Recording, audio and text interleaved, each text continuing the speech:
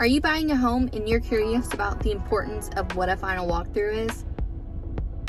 I hope so, because that's exactly what we're going to be talking about today. So the reason I want to talk about this is because we've had several times where the buyer ends up with the short end of the stick if they don't have an amazing realtor.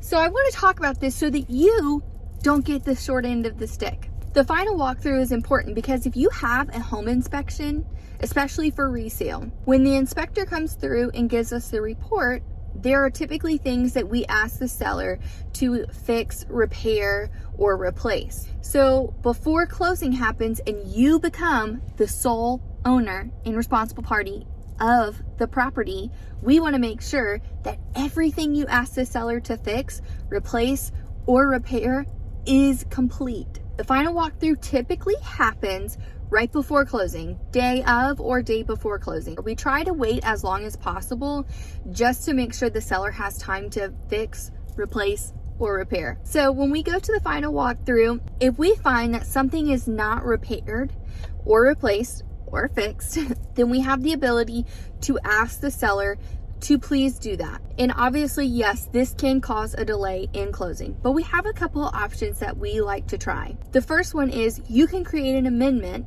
that allows this repair to survive the closing. I worked with this amazing listing agent who did everything to try and get my buyer into the property at closing.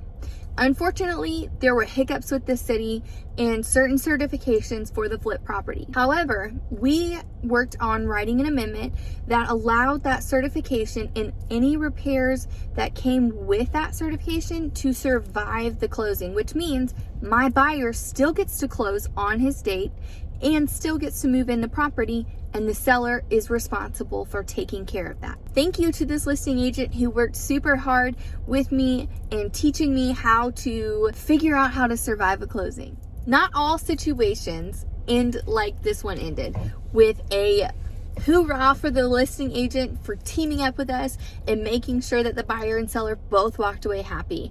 Sometimes that just doesn't happen. Unfortunately, it could be a tenant occupancy situation. It could be a chandelier taken from a dining room that was marked on the seller's disclosures. It could be the floor had an accident before closing, after the inspection, and we didn't get to see it until final walkthrough.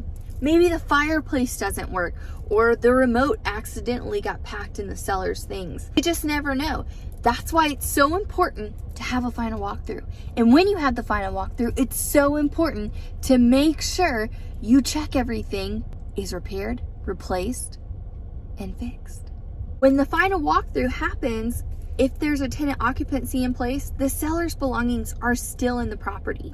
How this affects the buyer is that they're closing and they become the sole responsible party of the property. That means if there's damage or anything happens, the owner is responsible, meaning the buyer, even if they don't live in the property and the seller is still occupying it. You're the primary owner. So if the seller messes something up, the responsibility lands on the buyer. That's why final walkthrough is so important, and making sure that in these tricky situations, we're prepared to check everything. Sometimes off the wall things happen.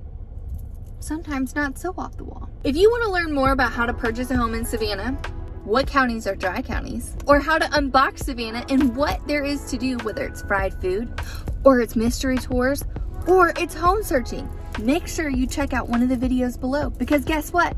I've got them all. See you next time.